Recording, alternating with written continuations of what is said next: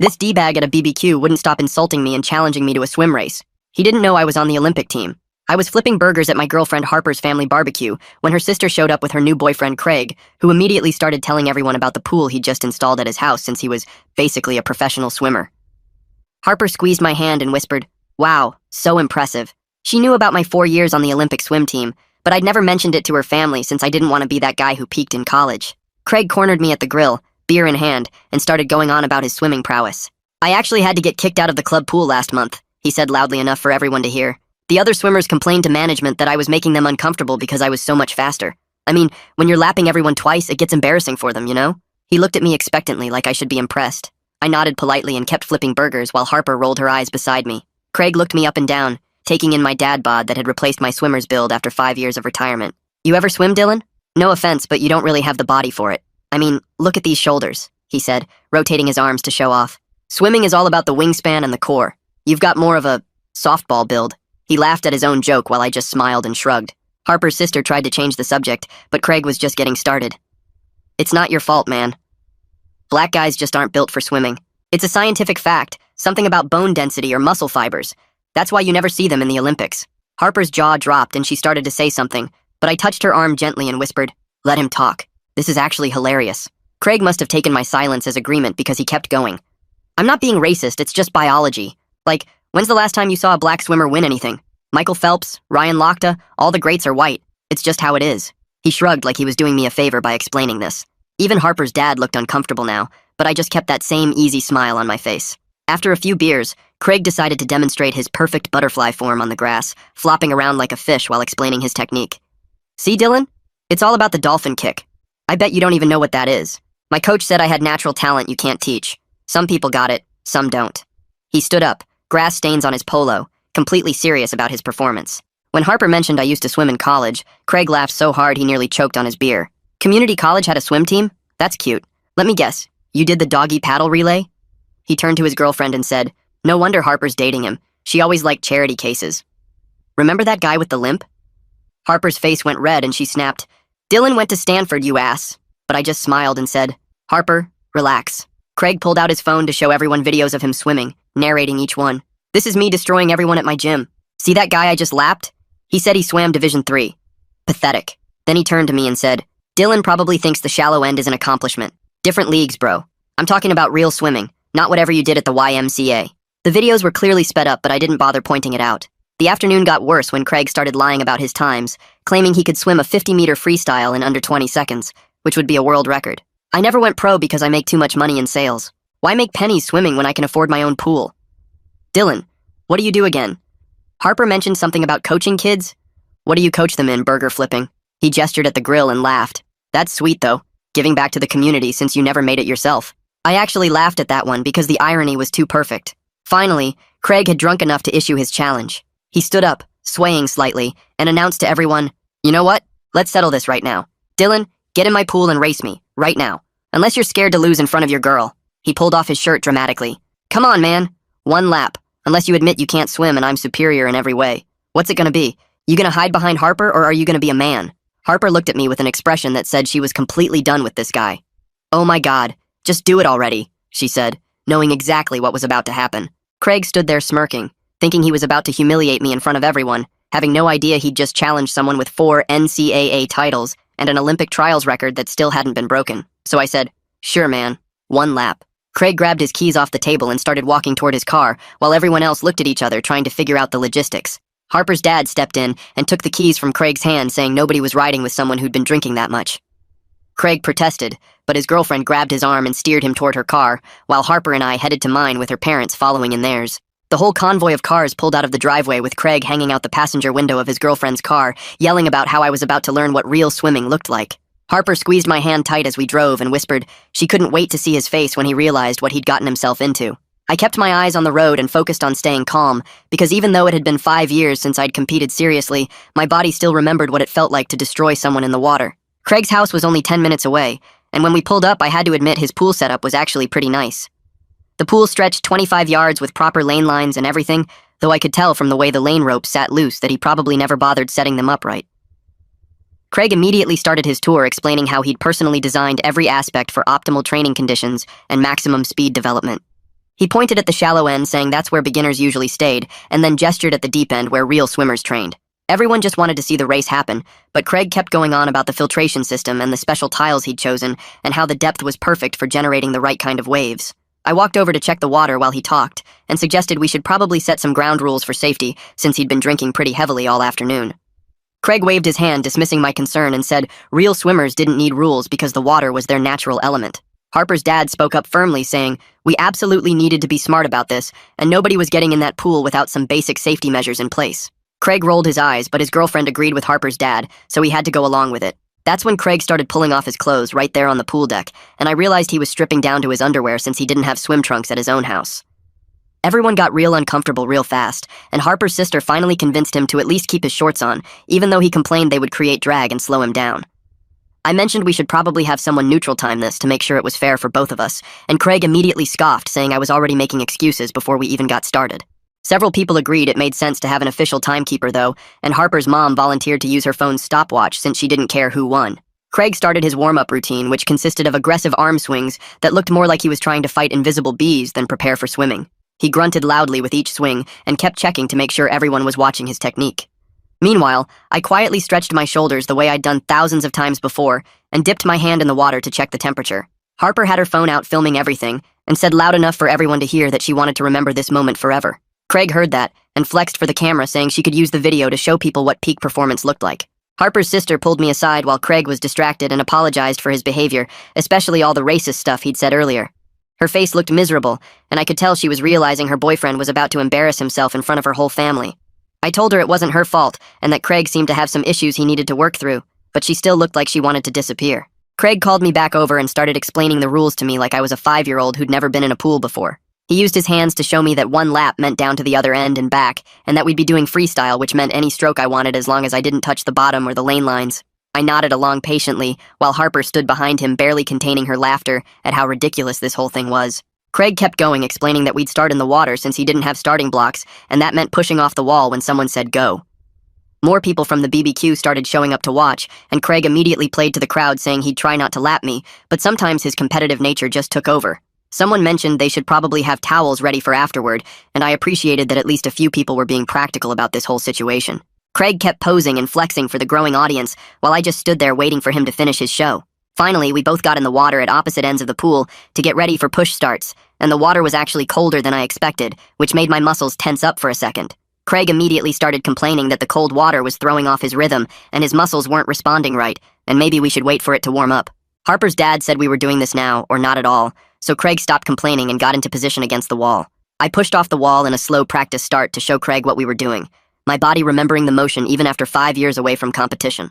Craig watched me glide halfway across the pool before he tried his own practice start, which was basically him shoving off the wall with his feet while his arms flailed around randomly. He came up sputtering after 3 strokes and said he was just warming up and the real one would be different. Harper's dad stepped forward and offered to do the countdown for us since we needed someone neutral to call the start. Craig immediately demanded that we go on go instead of 3, because that's how real races work according to him. I nodded and agreed to whatever made him comfortable since it wouldn't change the outcome anyway. Harper grabbed my arm and pulled me to the side of the pool for a second, while Craig was adjusting his shorts.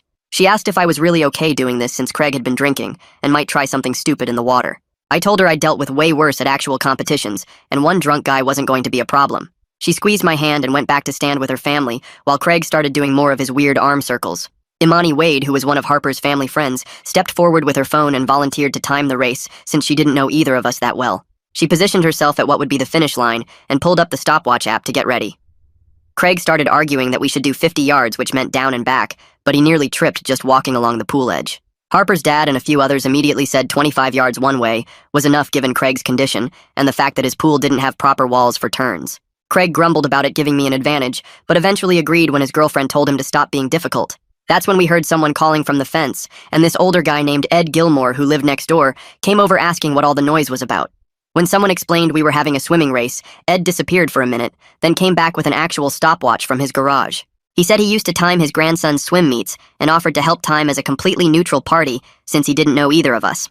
Now we had 2 timekeepers, which made this whole thing feel more official than it needed to be. A couple of the teenagers started pulling pool toys and floating beer cans out of the lanes, while Craig and I took a few easy strokes to warm up. My warm-up was just smooth freestyle to get a feel for the water temperature and distance, while Craig's looked like he was trying to beat the water into submission. Every stroke sent huge splashes everywhere, and his legs kicked so wide that he almost hit the lane line with every movement. Harper's dad gathered everyone together and said he wanted this to stay respectful with no trash talk during the actual race. Harper's sister looked grateful that her dad was trying to keep things civil, even though Craig muttered something about not needing anyone to protect him. Then Craig started up again with his racist garbage, saying black people can't swim because of science, and offering to give me a 5-second head start. Before I could respond, Imani shut him down hard with actual facts about Cullen Jones winning Olympic gold and Simone Manuel breaking records that stood for years. She told Craig his science was just ignorance, and maybe he should learn some actual history before opening his mouth. Craig's face got red, and he mumbled something about exceptions to the rule, but everyone was clearly done listening to him. I caught Harper's eye across the pool, and she gave me a small nod that said she understood this was about more than just winning a race now. The crowd had grown to about 15 people, all standing around the pool edge, waiting to see what would happen next. Someone had even brought out more towels and set them on the chairs, which I thought was pretty practical considering how this was likely to end. Craig kept stretching and posing like he was at the Olympics himself, while I just stood quietly in the water getting my breathing ready. The water felt good against my skin, and my muscles were starting to remember what they used to do every single day for years. Ed and Imani compared their timing devices to make sure they were synced up and ready to go. Harper's dad asked us both one more time if we were ready to do this safely and responsibly. Craig rolled his eyes and said he was born ready, while I just nodded and got into position at the wall. My hands gripped the pool edge the same way they had hundreds of times before in actual competitions that mattered. Craig tried to copy my position, but his form was all wrong with his butt too high and his head looking straight ahead instead of down. The whole crowd went quiet as Harper's dad raised his hand to start the countdown, and I felt that familiar calm wash over me that always came right before a race. Craig suddenly stood up and started pounding his chest with both fists like some kind of gorilla while making these loud whooping noises that echoed across the pool area. Everyone just stared at him as he kept beating his chest harder and harder, his face turning red from the effort and the alcohol. Harper's mom covered her mouth with her hand, and I heard one of the cousins whisper something about calling an Uber for him later. Craig finished his display by throwing his arms up and letting out this primal scream that made the neighbor's dog start barking from 2 houses over. He stumbled slightly as he got back into position at the pool edge, still breathing heavy from his performance. Harper's dad cleared his throat and raised his hand again to start the countdown, speaking clearly and slowly so there would be no confusion. "On your marks," he said, and we both gripped the pool edge with our fingers curled under the lip. "Get set," he continued, and I coiled my muscles like a spring while Craig just kind of crouched awkwardly. Harper's dad took a breath and started to say go, but Craig launched himself into the water before the word even left his mouth. Water exploded everywhere as Craig thrashed into the pool, while Ed immediately called out, "False start!" and waved his arms to stop everything. Craig came up sputtering and immediately started arguing that he definitely heard the word go, even though literally everyone else was shaking their heads. "The pressure got to me," Craig complained as he swam back to the wall, water streaming down his face. We reset our positions and Harper's dad made sure to speak even louder and clearer this time around. Craig kept fidgeting and adjusting his shorts while I just stayed perfectly still, waiting for the real start. "On your marks, get set, go!" Harper's dad called out, and this time we both pushed off clean and legal. My body remembered exactly what to do as I drove off the wall with my legs and stretched into my first stroke. The water felt perfect against my skin as I pulled through with my right arm, then my left, finding that rhythm I'd practiced thousands of times. Craig was already creating massive splashes next to me, his arms windmilling through the water like he was trying to fight off a swarm of bees. By my 5th stroke, my muscle memory had completely taken over, and I was gliding through the water like the past 5 years had never happened. I could hear the muffled cheers from above the water as I smoothly rotated my body with each stroke, my kick steady and controlled. Craig's splashing got louder and more desperate as I pulled ahead, his breathing getting ragged and gasping with every stroke attempt. I touched the wall with a smooth reach and stood up calmly while Craig was still struggling through the last 5 yards. He finally slapped the wall with both hands, gasping and wheezing like he'd just run a marathon instead of swimming 25 yards. Ed called out the times clearly for everyone to hear. Mine was actually pretty decent considering I hadn't trained in years, while Craig's was about what you'd expect from someone who could barely swim. Craig immediately grabbed the pool edge and started making excuses between gasps for air. "The beer threw off my balance," he wheezed, then added something about his stomach being too full from the burgers. He clutched his side dramatically and claimed he'd gotten a sudden cramp halfway through, which explained everything apparently. Before anyone could respond, Craig pushed off the wall and declared that freestyle wasn't his best stroke anyway. "Butterfly," he announced, still breathing heavy. "That's my signature stroke. Let's go again with butterfly." Harper's sister tried to grab his arm and tell him to stop, but he was already insisting that butterfly was where his true talent showed.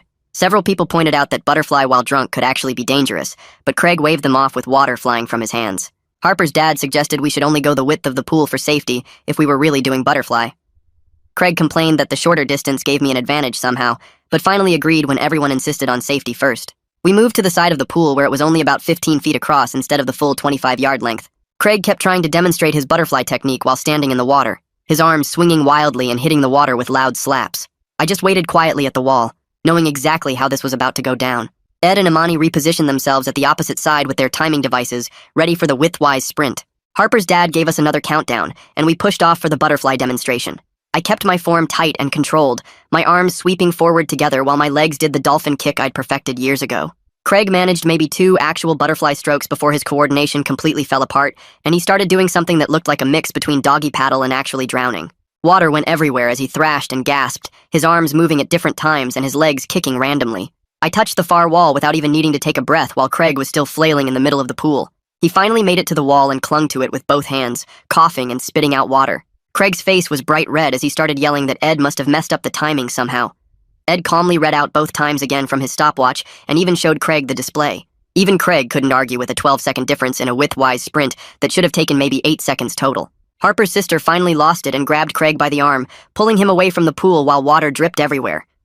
We could all hear her telling him he was embarrassing both himself and her in front of her entire family. Craig kept insisting the pool must be different dimensions than what he ordered, which made absolutely no sense to anyone listening. He tried to pull away from her to measure the pool, but she kept dragging him toward the chairs. Harper came over to me as I climbed out of the pool and grabbed the towel someone handed me. She whispered quickly that I shouldn't say anything about my Olympic background yet, because she wanted Craig to stew in his loss without having that excuse. I nodded and walked back over to where we'd left the grill area earlier, grabbing a cold beer from the cooler. Everyone else stayed by the pool discussing what had just happened, their voices carrying across the yard as Craig continued his complaints about pool dimensions and false starts. Craig stumbled back over to where I stood drying off with the towel, his face still red from both the exertion and embarrassment. He cleared his throat and said, "I swam pretty good for someone who never competed," which made everyone within earshot stop talking. I set down my beer and looked him straight in the eye. I told him calmly that his comments about black swimmers were racist and completely wrong. The whole group went dead quiet as I kept my voice steady and explained that claiming black people can't swim because of biology is ignorant. I mentioned that plenty of black swimmers have won Olympic medals and broken world records. Craig's mouth opened and closed like he wanted to argue, but couldn't find the words. Imani stepped forward from where she'd been timing and backed me up immediately. She suggested Craig should apologize for the racist garbage he'd been spewing, not just the trash talk about swimming. Harper's dad moved closer and crossed his arms, his voice firm when he said there wouldn't be any more comments like that at his house. He made it crystal clear to everyone that racism wasn't welcome here. Period. Craig looked around for support, but found none, even his girlfriend turning away from him. Someone turned the music back on to break the tension, and people started drifting away from the pool area. Groups reformed around the food tables and grill, conversations resuming at lower volumes. I walked back to the grill and picked up the spatula, flipping the burgers that had been sitting there untouched. People kept coming up to me one by one, quietly saying they were impressed with my swimming and how I'd handled everything. A couple of Harper's cousins mentioned they had no idea I could swim like that. Her aunt patted my shoulder and whispered that Craig had it coming. I just nodded and thanked them, focusing on getting the food ready since people were getting hungry. Harper found me at the grill, and we had a quiet moment away from everyone else. She said she was proud of how I'd handled everything without stooping to his level or getting aggressive. I could have humiliated him way worse, but chose not to, and she appreciated that. We talked briefly about my swimming background, and agreed I might tell her family about it eventually. Tonight definitely wasn't the right time for that conversation, though. Ed came over while I was plating burgers and thanked me for keeping things safe in the pool. He mentioned he actually runs a small swimming clinic for neighborhood kids on Saturday mornings. He'd clearly recognized my technique, and suggested I might want to help out sometime if I was interested. I told him I'd think about it, genuinely considering the idea of teaching kids who actually wanted to learn. He gave me his number and said no pressure, just thought I might enjoy it. Meanwhile, Imani was checking on Harper's sister to make sure she had a safe way home. Craig was obviously way too drunk to drive anywhere, and his girlfriend looked mortified by the whole situation. They worked out a plan where Harper's dad would drive them both home later. Craig's car would stay in the driveway overnight, and he could get it tomorrow when he sobered up. Harper's sister kept apologizing to people for bringing him, clearly embarrassed by his behavior. About 20 minutes later, Craig came back over to where I was serving food. He'd sobered up slightly from the swim and his girlfriend's anger, though he still swayed a bit. He mumbled something about getting carried away and said he was sorry if he'd been a jerk. I accepted his apology without making a big deal about it, just nodding and handing him a burger. We both knew he didn't really understand why what he'd said was wrong, but at least he tried. His girlfriend grabbed his arm and pulled him away before he could say anything else stupid. Later in the evening, some kids from the neighborhood who'd seen the race came over asking questions. They wanted to know about swimming techniques and how to go faster in the water. I gave them a few casual pointers about keeping their heads down and breathing to the side. I showed them how to cup their hands properly and explained about kicking from the hips, not the knees. They practiced the motions on the grass, and I corrected their form gently without mentioning my competitive background. One kid asked if I'd teach them sometime, and I said maybe, thinking about Ed's clinic. The party wound down as the sun started setting and people began heading home. Craig and Harper's sister left with Harper's dad driving. Craig slumped in the back seat looking miserable. Harper and I stayed to help clean up, collecting plates and cups while her mom packed up leftover food. Everyone kept bringing up the race, shaking their heads at Craig's behavior and complimenting my composure. Harper's mom hugged me and said I was welcome anytime, which meant a lot. The next morning, I woke up to a text from Ed about his swimming clinic. He sent details about the program he runs for kids who can't afford regular swim lessons. It meets every Saturday at the community center pool from 9 to 11. He said I could just stop by one session to check it out, no commitment necessary. I texted back that I'd come by next Saturday to see what it was about. Teaching kids who actually wanted to learn seemed like it might be rewarding. Later that afternoon, Harper's dad sent me a message that surprised me. He thanked me for handling Craig with class and not escalating the situation when I easily could have. He said he was always impressed by people who didn't need to brag about their abilities. He mentioned that Harper seemed happy with me, and that meant something to him. We ended up texting back and forth about swimming and sports in general, developing a better rapport than we'd had before. 3 days later, Harper's sister sent me a long text while I was at work, saying she and Craig were taking some space after what happened at the BBQ. She explained that seeing him act that way opened her eyes to other stuff she'd been ignoring, and they needed to figure things out. I texted back that she didn't need to apologize for anything, and that I hoped things worked out however was best for her. Harper told me later that her sister was really torn because Craig kept saying he was just drunk and competitive, but she couldn't forget the racist stuff he said. 2 weeks passed before the next family dinner at Harper's parents' house, and I noticed Craig's usual spot at the table stayed empty. Harper's mom served the pot roast, and then asked me about my swimming background since everyone kept talking about the race. I took a sip of water and mentioned I swam at Stanford for 4 years and had some good races there. Her dad nodded and said that explained a lot about my form in the pool. I left it at that and changed the subject to Harper's new project at work. The whole family seemed satisfied with that simple answer, and nobody pushed for more details, which I appreciated. That same week, I found myself driving past the community center and decided to stop in and check out their pool hours. The chlorine smell hit me as soon as I walked through the doors, and something about it made me smile. I signed up for a monthly pass right there and started going 3 mornings a week before work. The first time back in the water felt strange after 5 years away, but my body remembered the motions. I wasn't trying to hit any times or train for anything specific, just moving through the water at whatever pace felt good. Other early morning swimmers would nod hello, and we'd share lanes without any drama or competition. The lifeguard mentioned my stroke looked professional, and I just said thanks and kept swimming. Those morning swims became my favorite part of the day, where I could just exist in the water without any pressure. A month later, Harper's family had another barbecue, and someone had printed out pool rules and taped them to the fence as a joke. The list included stuff like no racing under the influence and no biology lessons required, and everyone got a good laugh out of it. Harper's dad started calling me Coach when I walked in, and pretty soon everyone picked it up as a friendly nickname. I manned the grill again and noticed Harper's sister showed up alone looking more relaxed than she had in months. She came over to thank me for being cool about everything and mentioned she and Craig had officially broken up the week before. The afternoon went smooth with kids splashing in the pool and adults sitting around talking about normal stuff. Nobody brought up swimming or racing, and I was perfectly happy keeping my Olympic background to myself for now. Well, folks, that's all from me today. Thanks for letting me toss in my clever little observations along the way. Until we meet again, stay sharp. If you made it to the end, drop a comment. I love reading all your comments.